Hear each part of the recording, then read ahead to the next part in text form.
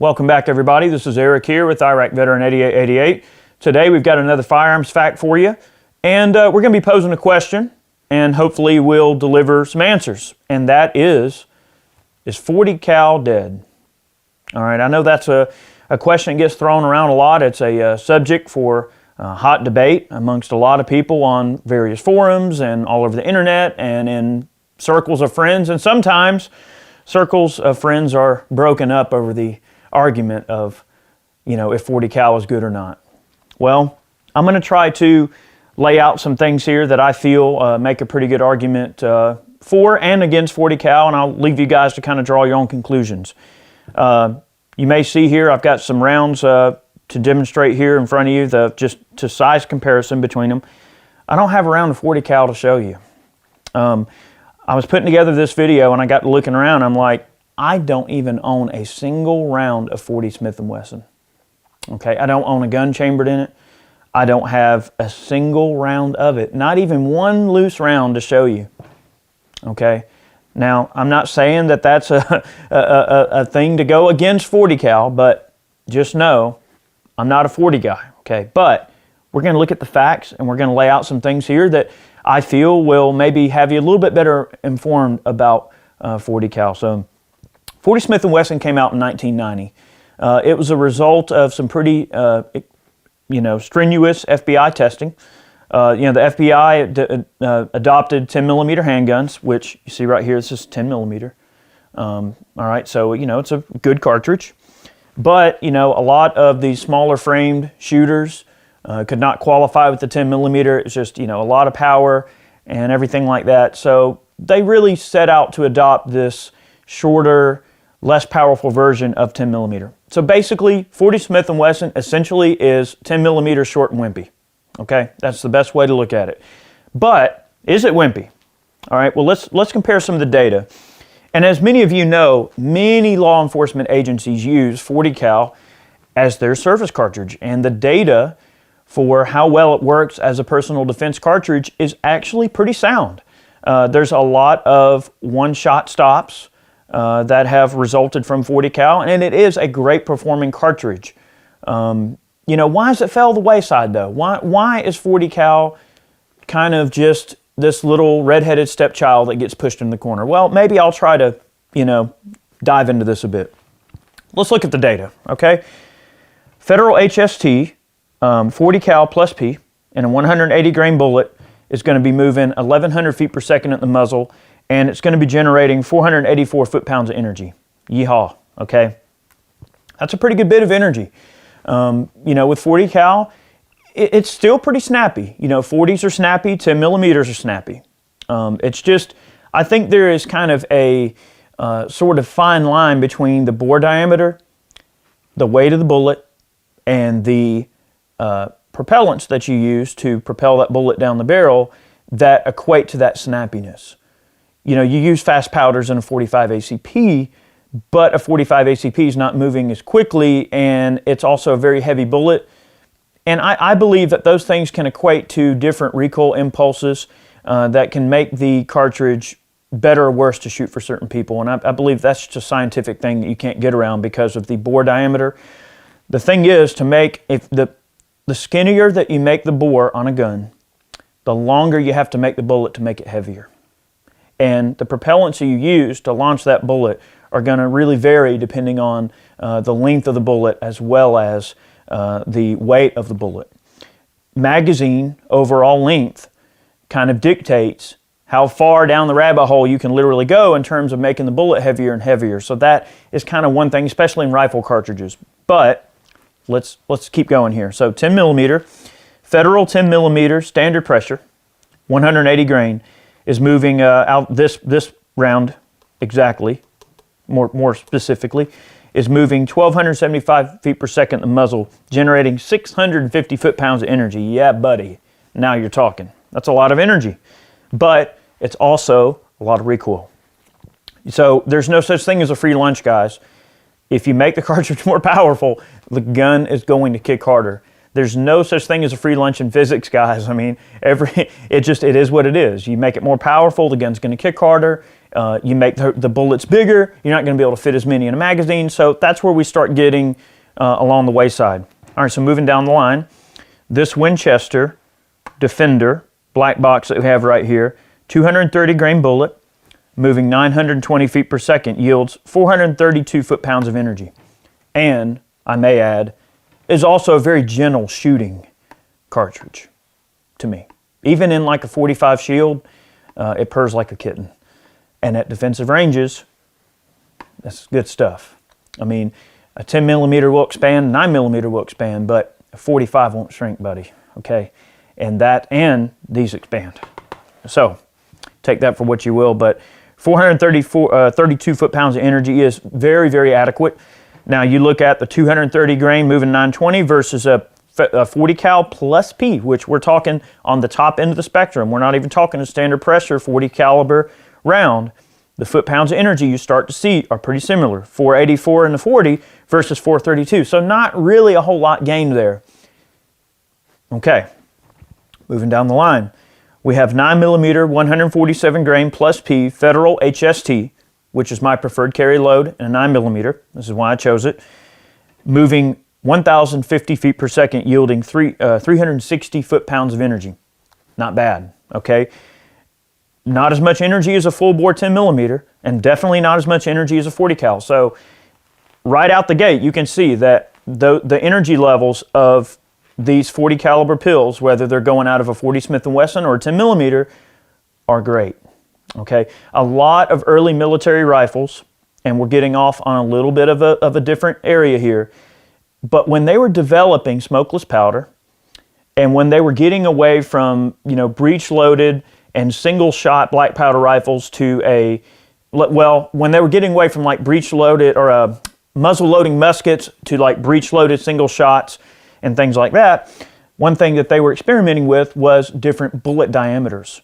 You look at rifles such as the Whitworth, where they experimented with the 58 caliber bullet. Okay, yeah, 58 caliber, wow, that's, big, heavy, crazy bullet. Then they shrunk it down to a 45 caliber bullet. Early Martini Henry service rifles, some of them were chambered in an experimental 40 caliber bullet round, which of course, I don't have one of the guns to show you. I do have a Whitworth, and I do have a Martini, but the thing is, what they found is by experimenting with the different bore diameter, by shrinking the bore diameter to make the bullet longer is the only way they would be able to make it weigh more. So to get the weights that they were getting out of some of the heavier pills, you would run into potentially some stabilization issues and twist issues. So those are all things that would have to have been gotten around. But many military rifles did experiment with a 40 caliber diameter bullet. Guns very similar to like the old, Swiss Vetterli rifles that used a 41 Swiss, rimfire cartridge, which is basically nothing more than a 40 cal in a way. And actually the power of the rifles was very similar to modern power like, 10 millimeter anyway. So getting back to the argument here, or let's just say the question we want to pose, is 40 caliber dead? I think what we're seeing here, we are getting some diminished returns because you're getting less rounds in a magazine, you're getting a much snappier recoil impulse. Both are things that, obviously, I prefer to have more rounds in the magazine versus not. When the FBI originally conducted a lot of their protocol testing on these cartridges, they were using stuff they had available at the time, and there's been more recent studies performed, obviously, but the important thing to remember here is that 9 millimeter has really made some pretty crazy changes in recent years, both in propellant designs, better propellants, better bullet designs, and overall just better efficiency, which kind of gets that 9 millimeter up into the territory where you're starting to kind of blend the effectiveness between 9 millimeter and 40 cal to the point, and here's my argument, to the point where I think most folks would probably rather have more capacity in the magazine, be able to carry more ammunition, and have just maybe a little bit of a decrease in the power available to them, but to know that they have faster follow-up shots. So there's less recoil, it's faster to shoot, more capacity in the magazine, which is always a good thing, okay? Everybody can talk macho all they want about, oh, well, I can change mags fast, I can do all this. In a gunfight or something like that, unless you're super uber trained, trust me, you want the rounds that are in your magazine, you want them now and you want them available.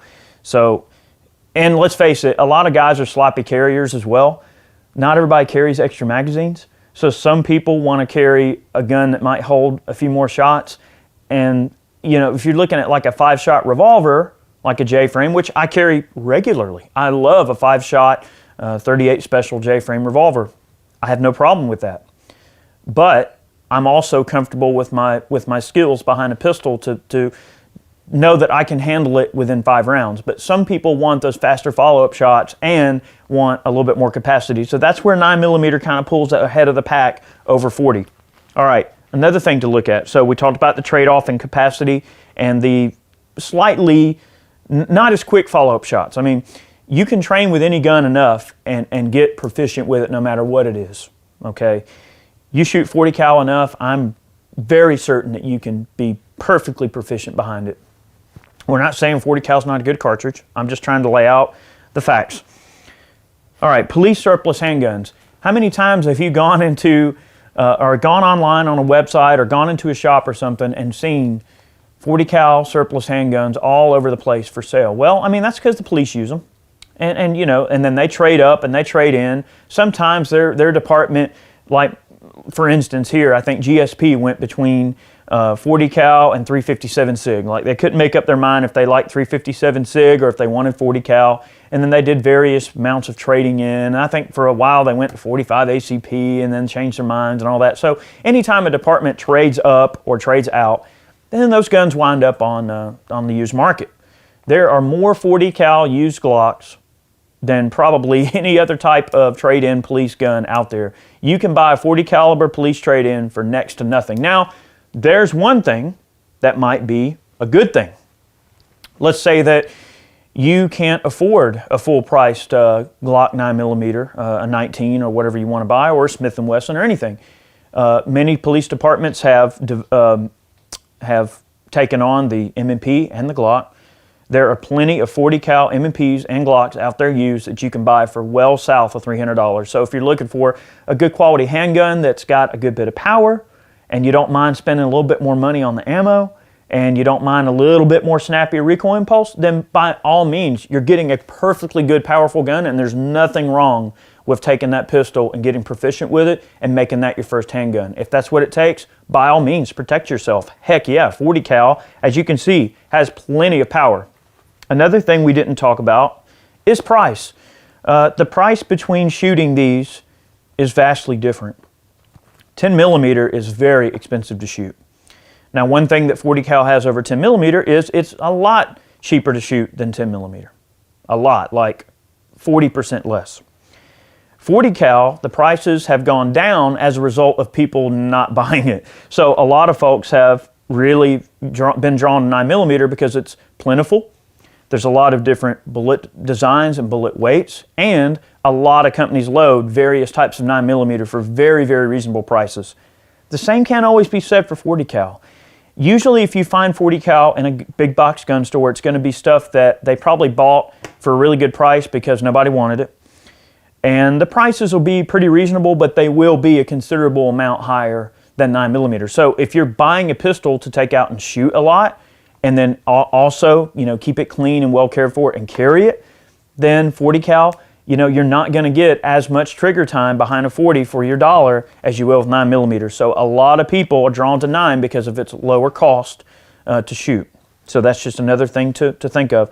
And obviously, for some people, extended range sessions behind a 40, you know, might start to do a number on your hands or your wrist. I mean, it's a snappy cartridge, especially when you take 40 Smith & Wesson, you put it in like a shield or a small single stack handgun, it really starts to show its colors because it can be pretty snappy. That's just something to consider. And you got to think, this is coming from a guy that, I mean, trust me, I've shot a lot of guns and I've shot a lot of 40s. and they are snappy. It's just an inherent part of the problem. Okay, and one thing, another indicator that 40 cal could be on the way out maybe, or at least falling out of favor, is because you go to a lot of shops, and what's the one gun that you'll always see on sale, no matter what, is models chambered in 40 Smith & Wesson. You will always see it. What happened was some shop probably went on to one of these distributor websites and saw 40 cal police trade-ins for $269 or $250 or something like that, and went, holy crap, a Glock for $250, and not thinking, oh, it's in 40 cal. And then orders 20 or 30 of them thinking, oh yeah, I done hit the money pit and I'm gonna sell the junk out of these things, right? And then it turns out nobody wants them. Most people want 9mm. Now, here's where I'll sort of let all this sort of come together. If you're in a military situation or a police law enforcement type situation, and your department says, here's your gun, here's your ammo, use it, I can understand where it would be irrelevant. If you're not buying the ammo, if Uncle Sam's buying it, or if the department's buying it, who cares? It's a great one-shot stop, okay? Got plenty of power, reasonably good bullet selections. It is a little snappy, but hey, if the department's providing the ammo, who cares? Shoot it. It's great. It's fine. 40 cal is a good cartridge. I'm not saying it's not. Now, why would that fall out of favor for civilians? Why does it seem that it doesn't really translate over to the civilian world quite as much as law enforcement world? Well, because law enforcement, they go, here's the gun you're using, here's your ammo, have a nice day, go write some tickets or whatever you're going to do. You don't get a choice, right? If they tell you that's what you got to use, and that's what you got to use. I mean, that's just the bottom line. So, but civilians have a choice. And another theory that I'll just sort of, I think, comes into play is that law enforcement agencies, especially in small rural towns, don't have as much need for a carbine chambered in the same cartridge that their pistol's chambered in.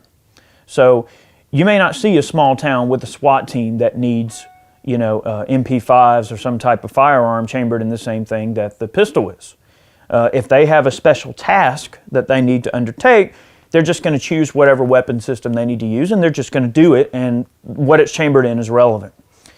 I think the reason civilians go more towards the 9mm, it's cheap to shoot, good bullet selections, and really with a lot of the modern propellants and bullet selections, it's a great caliber with a lot of good potential, and shall we even argue possibly more limited collateral damage in an urban environment. If a stray round gets somewhere, well, obviously 9mm being a little less powerful, maybe there is a factor of reduced collateral damage, faster follow-up shots, and more magazine capacity, and first of all, or lastly, and the other factor is a lot of civilians own AR-15s and things chambered in 9mm, CZ Scorpions, MP5s, Kel-Tec Sub 2000s, any number of random 9mm carbines because they're cheap to train with, they're cheap to shoot, they're accurate, and they can be used for self-defense in a certain situation if need be,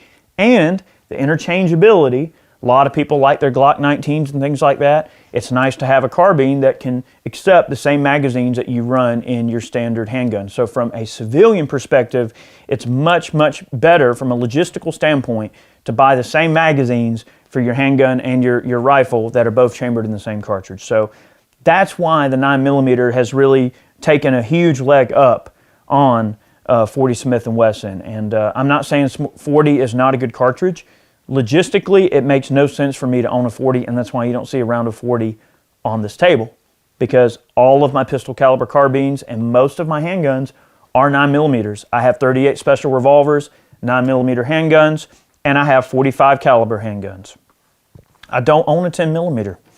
I had a quantity of this ammo left over from a test that we performed, and I might eventually pick up like a Colt Delta Elite in 10mm, or I always like the idea of having a 10mm 1911. Yeah, it'd be kind of cool. So that might be something I end up getting in the future. But, I've just never been a big 40 guy. 10mm has its place. You guys remember early on, we did the first 10mm high point pistol and rifle ever made. We kind of made our own, which I'm surprised we didn't blow ourselves up doing it. But it is a powerful cartridge. It has its place. If I were in bear country, a Glock Model 20 with a whole mag of these 180 grain screamers here could be some good bear medicine. Maybe you trap or hunt in dangerous territory, and you know sometimes those elk up there can get pretty squirrely. You know what I mean? And you have to protect yourself if something tries to hurt you, a bear or something. So, you know, a lot of Alaskan guides and a lot of guides up in bear country, they use like a Glock Model 20 as their sidearm because it's, you know, reasonably fast follow-up shots and a little more capacity than a revolver. And they might carry like a 12-gauge shotgun loaded with like slugs or something, or buckshot, or whatever they want to use. And it's just a practical way to have a lot of power to go down range. 10 millimeter is a good hunting round. Some people like to use the full-size 10 millimeter because of its nice foot-pounds of energy, its relatively flat trajectory in a pistol for deer hunting. Some people hunt deer with a Glock Model 20 or 10 millimeter long slide. Some people hunt deer with a 10 millimeter carbine. You start getting the 10 millimeter down into a carbine configuration, I think that is where it shines the most because it absorbs a lot of the recoil forces, so you still kind of maintain some of the faster follow-up shots, but you're taming that recoil and you're realizing the full potential of such a powerful cartridge. You make a 180 grain 10 millimeter kind of a 100-yard gun. Now you're talking. Now you're talking by the time that 180 plus P, or especially a plus P, has gone 100 yards, yeah, it might only be going 400 foot-pounds of energy by the time it's gone 100 yards. But what's 9 millimeter at the muzzle? 360. So see, that's when you start to cross that threshold of the usefulness of 10 millimeter. So it goes to say a lot, I believe, for the more modern 9 millimeter offerings that are out there. And I think that that's really what this video shows the most, is that 9 millimeter is perfectly adequate with good bullet choices. So guys, take that to the bank for what you will. Everybody can draw their own conclusions, draw their own opinions. That's my take on it. I don't own a 40. I never will. Not even a police trade-in. And I would say the 10 millimeter is kind of a niche cartridge for somebody that might need it for a specific purpose. Or let's just say you've got a pile of 9 millimeter and 45 handguns already and you just want something a little different. Yeah, 10 millimeter is great for that kind of different niche. But bear in mind, if you get into 10 millimeter, you're going to be spending some money. On the other flip side, 45 has actually gone down in price a lot. I remember when a 50-round box of 45 used to cost $32 a box. Now, you can pick up 45 sometimes for as cheap as like 16, 17 bucks a box. So the price on 45 has gone down, which I believe has also put a bit of a nail in the coffin of the 10 millimeter and the 40 Smith & Wesson. So, and of course, 9 millimeter, its track record is proven and the cost of the ammo is proven, you know, because many people own 9s. So guys, that is what it is. Take it for what you will. I appreciate you watching today's video. And I definitely want to take a moment to thank all of our patrons and all of the folks that support us in ventures like ManCans. Guys, we need your help more than ever. You know, it's been pretty tough going, but you know, if you love these videos and you learn something and you'd like to donate $1 on Patreon or something like that, we would greatly appreciate it. Or if you're feeling froggy, you want to buy a ManCan to help support the channel, or maybe buy a t-shirt, go over to Forge for Freedom, pick yourself up a t-shirt. Guys, all of those things support the channel and allow us to keep putting this content out for you guys. So if you enjoyed it, consider donating $1 on Patreon or supporting us by, you know, getting a product. So guys, thank you so much for watching today's video, and we'll catch you next time. Have a good day.